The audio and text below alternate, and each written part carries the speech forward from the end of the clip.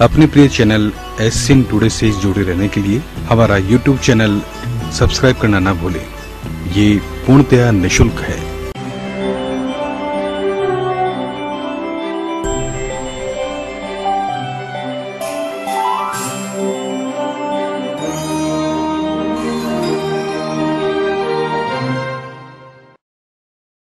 नमस्कार, SCN today की खास प्रस्तुति हलचल कार्यक्रम में आपका स्वागत है। करते हैं शुरुआत आज के कार्यक्रम की। चूरू में महिला थाना पुलिस ने कार्रवाई करते हुए दुष्कर्म के 2 अलग अलग बहुचर्चित मामलों में आरोपियों को गिरफ्तार करने में सफलता हासिल की है। इनमें 15 महीनों से फरार चल रहा वांटेड पवन कुमार भी शामिल है। महिला थाना एएसआई मंजीत कौर की टीम ने आज कार्यवाही कर आरोपी पवन कुमार को गांव चलकोई से गिरफ्तार कर लिया।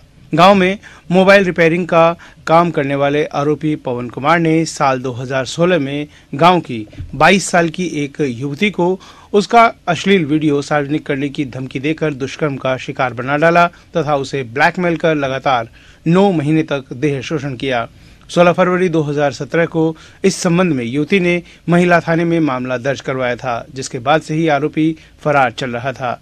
इधर महिला थाना पुलिस टीम ने गांव आसलखेड़ी में तलवार की नोक पर 35 साल की महिला को अपनी हवस का शिकार बनाने वाले आरोपी रामपाल सिंह को गिरफ्तार किया है।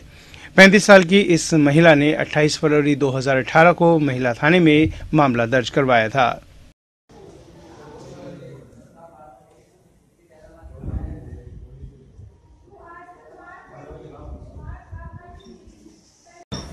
आसलखेड़ी निवासी एक महिला ने मुकदमा दर्ज कराया था। 376 डी में मुकदमा दर्ज हुआ था।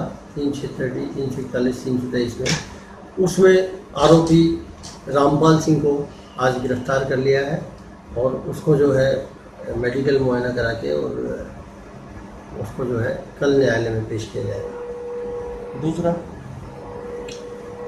दूसरा चलकोई का प्रकरण है। 376 का मामला है, चलकोई गांव का है, जिसमें जो आरोपी पवन प्रजापति, जिसका कि स्थायी वारंटी था, 299 में 1 साल से वो फरार था, उसको पुलिस ने अरेस्ट कर लिया। 53 महीने से लंबित 15वां वेतन समझौता लागू करने की मांग को लेकर आज चूरू जिला मुख्यालय स्थित कोऑपरेटिव बैंक के कर्मचारी हड़ताल पर रहे।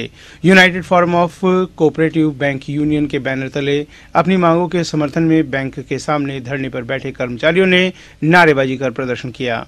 बैंक कार्मिकों के धरना प्रदर्शन के कारण सरकार द्वारा किसानों के ऋण माफी योजना प्रभावित हुई। कार्मिकों ने आज किसी भी गाँव में ऋण माफी कैंप नहीं लगाया। इन कार्मिकों का कहना है कि सरकार ने उनकी मांगों पर अब तक सहानुभूति पूर्वक विचार नहीं किया है। यदि आगे भी सरकार ने उनकी मांगों पर ध्यान नहीं दिया तो 25 और 26 जून को यूनियन के सभी बैंक कर्मी हड़ताल पर चले जाएंगे। उन्होंने बताया कि इससे पहले 20 जून को सहकारिता मंत्री को ज्ञापन दिया जाएगा तथा जयपुर में मांगों के लिए धरना दिया जाएगा।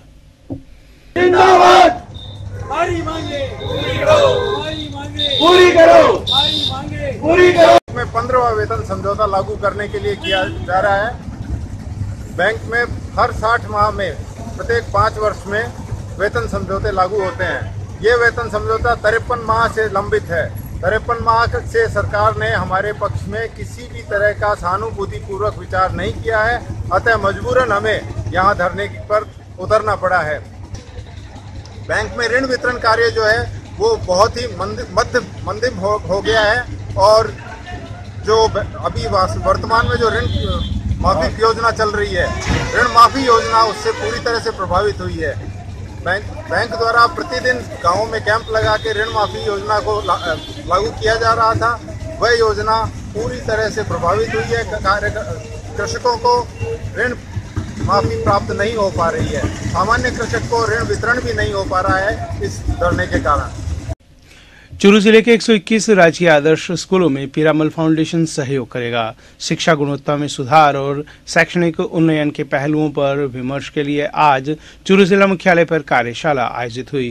कार्यशाला में जिला शिक्षा अधिकारी माध्यमिक पितराम सिंह काला, जिला शिक्षा अधिकारी संपतराम बारूवाल, रमसा एडीपीसी गोविंद सिंह राठौड़ मौजूद रहे।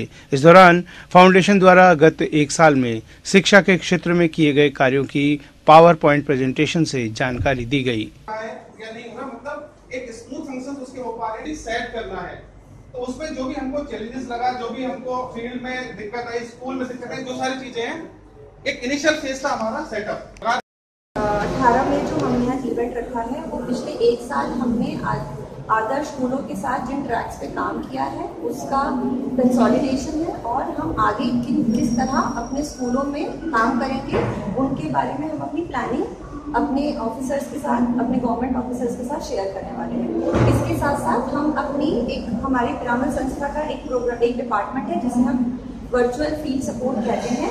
उसमें हमारे पास टीचरों के लिए कुछ सुविधाएं हैं उसे हम हेल्पलाइन नंबर और स्टोरी ऑनलाइन कहते हैं। हेल्पलाइन नंबर में वह अपनी समस्याओं, शैक्षिक समस्याओं के बारे में हेल्पलाइन नंबर पे सवाल कर सकते हैं और उन सवालों पे अपने मुश्किल सवालों का जवाब जान सकते हैं। हेल्पलाइन तारानगर कस्बे के वार्ड नंबर 1 में डाली गई पाइपलाइन पहले ही दिन पानी का प्रेशर सहन नहीं कर पाई। पानी आने के साथ ही लाइन टूटने से घरों में पानी व कीचड़ भर गया, जिससे वार्डवासियों को भारी समस्याओं का सामना करना पड़ा। पाइपलाइन डाले जाने के दौरान वार्डवासियों ने ठेकेदार व जयन को शिकायत की, पर कोई ध्यान नहीं दिया गया। लोगों का आरोप है कि बिना लेवल लिए व कम गहराई पर पाइपलाइन डाल दी गई। एक्सीएन प्रकाश चौधरी के निर्देश को भी दरकिनार कर ठेकेदार ने अपनी मनमर्जी चलाई, जिसका खामियाजा गरीब जनता को उठाना पड़ा।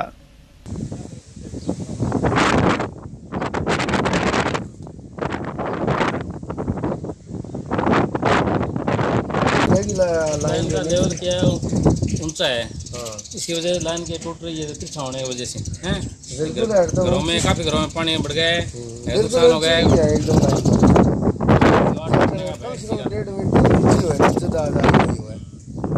कल बोला था कि भाई 100 नीचे डाल दी, 2.5 फुट 1 मीटर का था, 2.5 फुट उसने डाली नापी, नीचे लोगों ने 2.5 फुट थी, इसलिए उन्होंने कहा मैंने सही है करके चला गया। जयन और दोनों थे वो लोग, इस वजह से दिक्कत आ गई सगळे मोहल्ला में घुस गए। रतनगढ़ स्वाभिमान बचाओ संघर्ष समिति द्वारा जलदाय विभाग के अधिकारियों को बर्खास्त करने की मांग को लेकर दिया जा रहा धरना आज 15वें दिन भी जारी रहा। संघर्ष समिति के संयोजक संजय जांगीर ने आरोप लगाया कि पिछले 15 दिनों से आंदोलन चल रहा है और अधिकारी पिछले 15 दिनों से गायब है। इसलिए संघर्ष समिति के द्वारा दिन में लालटेन की रोशनी में सर्च अभियान चलाया। इस मौके पर संघर्ष समिति के कार्यकर्ताओं ने नारेबाजी करते हुए अधिकारियों को बर्खास्त करने की मांग को दोहराते हुए गौ माता की जय के उद्घोष भी लगाए। इस अवसर पर नवीन स्वामी, कमल प्रजापत, प्रेम शर्मा, कमल भार्गव, धीरज जांगीर, गिरधारी लाल चोटिया, नरेंद्र जांगीर, किशन स्वामी सहित दर्जनों कार्यकर्ता उपस्थित थे।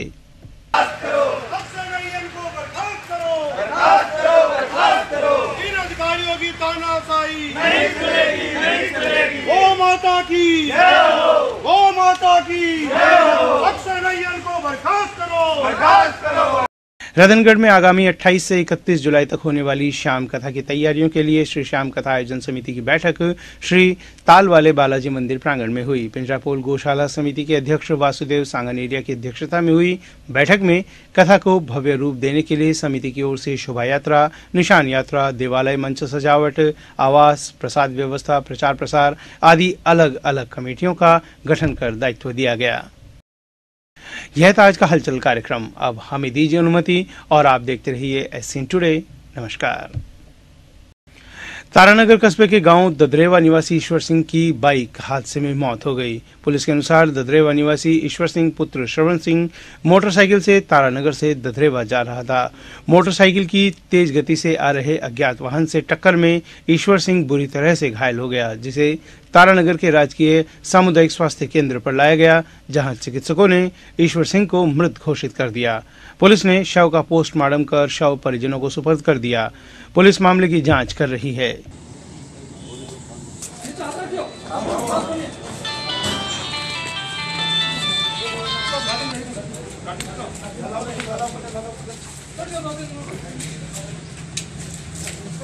सरदार शहर तहसील के गांव साजनसर में पिछले लंबे समय से एक विद्युत पोल में करंट आने की समस्या को लेकर ग्रामीणों के द्वारा बार बार बिजली विभाग को व स्थानीय जनप्रतिनिधियों को अवगत करवाने के बाद भी समाधान अभी तक नहीं हुआ है।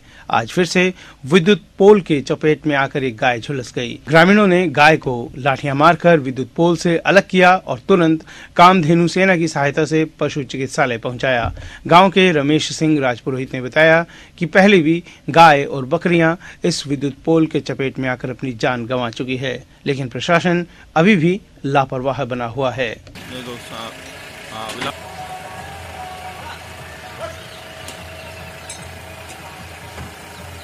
तो कितने दिनों से है ये सर? वैसे तो लगभग 2-3 साल से समस्या है और हमने बिजली विभाग को कई बार मौखिक और लिखित में भी सूचित कर दिया, लेकिन बिजली विभाग ने आज तक इस पर कई बार कहने पर भी गौर नहीं किया। और आज ये गाय है जो आज करंट से झुलसी है। इससे पहले कई बार एक बार 2-3 बकरियां वो भी झुलस गई थी और ये डिब्बी भी वो खराब पड़ी है लगभग 2-3 साल से। अंतर्राष्ट्रीय योग दिवस के संबंध में राजस्थान आयुर्वेदिक चिकित्सालय धनवंतरी मंदिर के सभागार में पूर्व तैयारी बैठक आयोजित की गई। रतनगढ़ ब्लॉक के नोडल अधिकारी मनोज चौहान ने सभी ग्राम पंचायतों के नोडल अधिकारियों की मीटिंग ली, जिनमें योग दिवस कार्यक्रम के सफल आयोजन हेतु आवश्यक दिशा निर्देश दिए गए। इस अवसर पर योगाचार्य पवन जोशी ने प्रोटोकॉल के अनुसार सभी नोडल अधिकारियों को योग प्रशिक्षण भी दिया।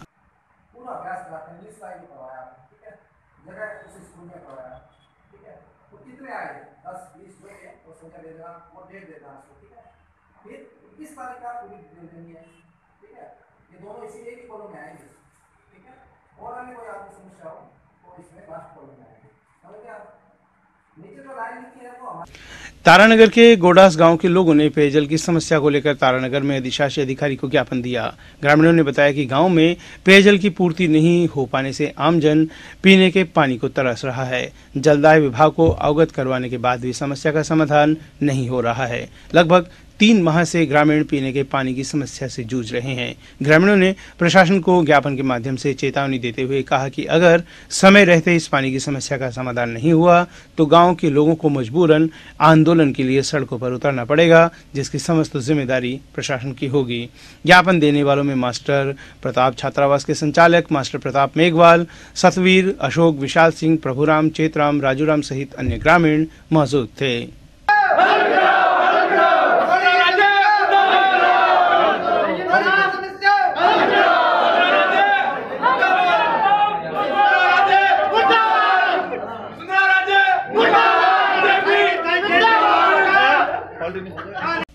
बिसाऊ कस्बा पुलिस द्वारा आज वार्ड 2 में पुलिस जन सहभागिता बैठक का आयोजन किया गया। बैठक में एसएचओ सोहन लाल ने बताया कि पुलिस मुख्यालय से प्राप्त दिशा निर्देशों के अनुसार पुलिस मित्र बनाए जाने हैं, जिसे लेकर अच्छी छवि के व्यक्ति के नाम को लिस्टेड किया जाएगा, जो पुलिस और पब्लिक के बीच सेतु की भूमिका निभा सके।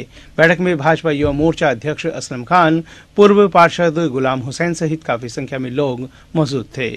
वो अपने थाने पे होगा, लेकिन उसका निष्काम दर्ज करने से पहले अपन सब मिल करके जो कर सकते हैं वो करने के लिए हमेशा आतुर रहेंगे। और जब भी किसी अपने वार्ड में कोई समस्या हो, आप सीधे आकर मेरे से मिलें, अपनी समस्या रखें और मैं तुरंत आपके पास में, आपके साथ में मेरा कांस्टेबल भेजूंगा, बीट कांस्टेबल भेजूंगा, अधिकारी भेजूंगा और आपका तुरंत वहाँ इसका निराकरण करवाऊंगा। गाड़ लेते हैं जो वॉइस का जो होता है वो बट जोर की आवाज़, पिटर की, वो मतलब दूसरा किसी का बच्चा या बच्ची पढ़ रहा हो वो अपने हमारे सीएसपी मेंबर और पुलिस मित्र इनको मिल करता है। और वही आदमी उस समय कहा था, लेकिन पुलिस ने उसको कोई गौर नहीं था, लेकिन वो जो सोमवार को उससे पहले ही वो गिर गया था। चूरू के राजकीय लोहिया महाविद्यालय के एनसीसी कैडेट्स ने भारत सरकार के स्वच्छ इंटर्नशिप योजना कार्यक्रम के तहत स्वच्छता रैली निकालकर स्वच्छता का संदेश दिया। रैली को प्राचार्य प्रोफेसर मधुरिया भारद्वाज ने हरी झंडी दिखाकर रवाना किया।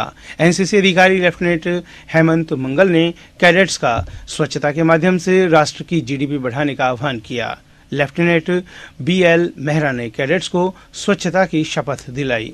स्वच्छ भारत होगा तो स्वस्थ भारत होगा, और साथ ही साथ स्वच्छ भारत होने मात्र से ही हमें बहुत बड़ा इकोनॉमिक बेनिफिट होगा। एक अनुमान है कि यदि भारत स्वच्छ हो जाएगा तो हमारी GDP लगभग 1.3% ऑटोमेटिक बढ़ जाएगी। क्यों? गंदगी के कारण मानसिकता होती है कि काम करने की प्रवृत्ति नहीं होती, इच्छा नहीं होती। दूसरा जो विदेशी निवेश है उसमें भी बहुत कमी आती है। साफ जगह होती है तो आदमी की काम करने की इच्छा करती है। तो उसी मिशन के तहत स्वच्छ भारत अभियान की शुरुआत की गई थी और NCC टूराज बटालियन में हम पिछले 3 सालों से काम कर भी रहे हैं। हम सिर्फ रैली नहीं करते, काम भी करते हैं। कॉलेज में भी छत्तीसगढ़ भी लगाए थे, शुरुआत में भी लगाया था, ढाणी लाल सिंहपुरा गए थे, हमने काम किया था, उसकी लगाए थे, रैली निकाली थी। अपना सहयोग करेंगे, खुद भी स्वच्छ रहेंगे, समाज को भी प्रेरित करेंगे तो उसका फ़ायदा किसको होगा? अल्टीमेट फ़ायदा सिर्फ हमें और हमें ही होगा, देश को तो फ़ायदा होगा ही। तो इसको एक मिशन के रूप में लें। जिस दिन हम जागरूक हो जाएंगे, ये नहीं होगा कि स्वच्छता दूसरा काम करेगा। जिस दिन हम खुद कहेंगे कि नहीं हमें स्वच्छ रहना है, हमारे आसपास का एरिया स्वच्छ रहे, हम खुद स्वच्छ रहें, हमारा गांव शहर स्वच्छ रहे, हमारा वार्ड स्वच्छ रहे, तो ऑटोमेटिकली क्या होगा? देश स्वच्छ हो जाएगा। रतनगढ़ में अखिल भारतीय विद्यार्थी परिषद की बैठक बाल भारती विद्या मंदिर में आयोजित हुई। अखंड के जिला संगठन मंत्री गौतम शर्मा ने स्थानीय इकाई का विस्तार करते हुए नगर उपाध्यक्ष मयंक शर्मा, नगर सोशल मीडिया प्रमुख सलीम चौबदार, सोशल मीडिया सह प्रमुख राकेश प्रजापति एवं बंटी दयाल, नगर कार्यकारिणी सदस्य रवि चोटिया, वीरेंद्र शर्मा पदाधिकारियों की घोषणा की। बैठक में निर्णय लिया गया कि अगले सप्ताह अखंड हुंकार महासभा का आयोजन किया जाएगा, जिसमें महाविद्यालय के विकास मुद्दे एवं छात्रों के लिए विज्ञान वर्ग, कला वर्ग में सीटें बढ़ाने की आगामी रणनीति तैयार की जाएगी।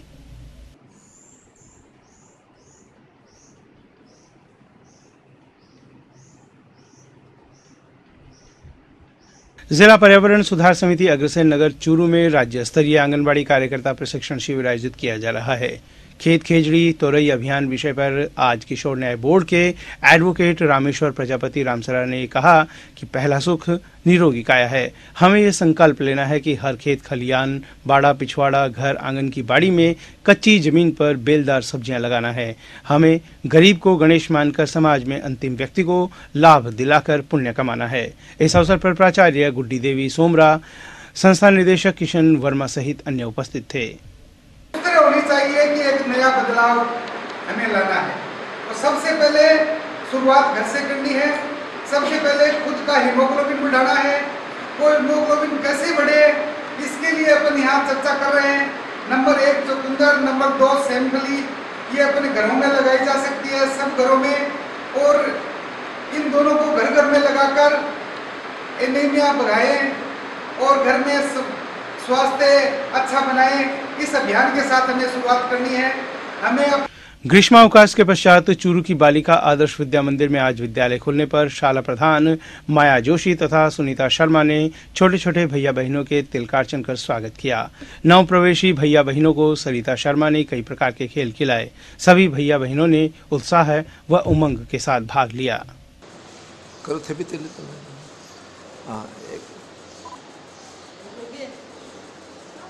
हाँ, तो 1 मिनट।